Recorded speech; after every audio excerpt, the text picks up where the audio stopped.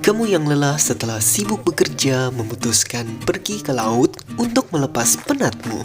Kamu pun mencoba menghubungi seluruh teman-temanmu, tetapi mereka semua tidak bisa ikut denganmu. Kamu pun tetap memutuskan pergi. Sangat menyebalkan. Sesampainya kamu di laut, kamu bersantai menikmati hembusan angin laut. Kamu memutuskan untuk pergi berenang di laut yang cukup dalam. Sesaat setelah itu, kamu membayangkan dalamnya lautan. Dan kamu pun bertanya-tanya bagaimana ikan yang tinggal di sana. Kedalaman laut bebas bisa melebihi ribuan meter. Di sana sangat gelap. Hal itu dikarenakan tidak adanya cahaya matahari yang masuk.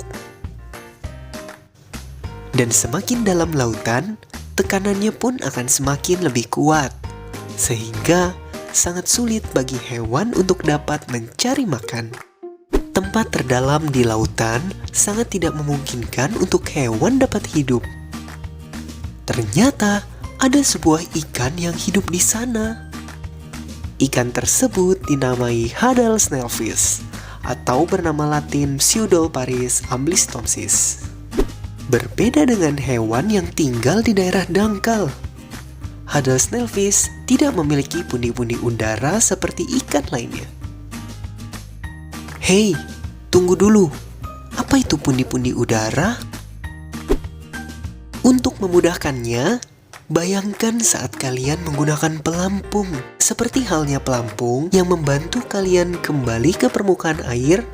Setiap ikan memiliki pundi-pundi udara untuk memudahkannya mengapung dari kedalaman.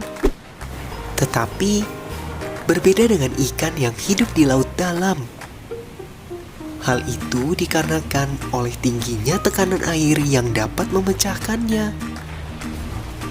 Tanpa pundi-pundi air, ikan harus berenang dengan tenaganya sendiri agar tidak tenggelam. Jadi, dengan makanan yang minim dan tenaga yang ekstra, dibutuhkan Hadal Snailfish untuk tinggal di laut dalam. Lalu, bagaimana Hadal Snailfish dapat bertahan hidup? Ternyata, Hadal Snailfish memiliki tubuh yang lentur dan juga lunak. Jika tubuh ikan mengandung banyak otot, hal itu akan membuatnya menjadi semakin berat. Sedangkan Hadal Snailfish memiliki tubuh yang lentur yang memungkinkannya tidak tenggelam. Maka dari itu, Hadal Snailfish dapat dengan mudah hidup di laut dalam. Fakta menarik.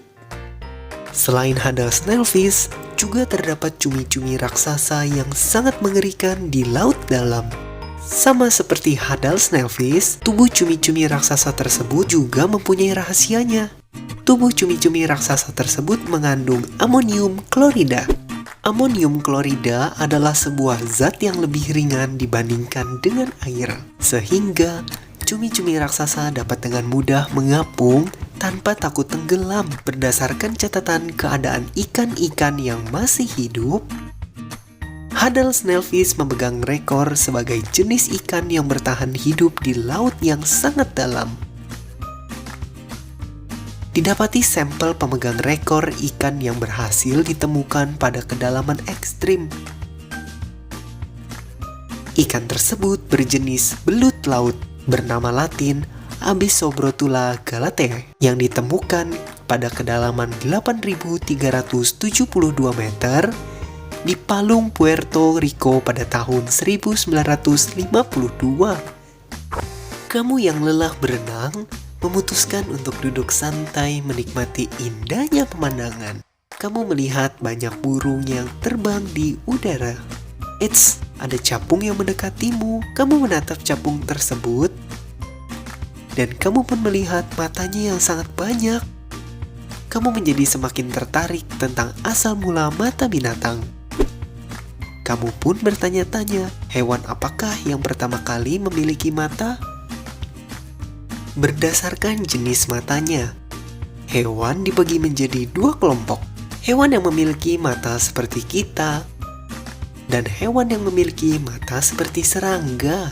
Mata kita memungkinkan untuk digerakkan ke segala arah untuk melihat.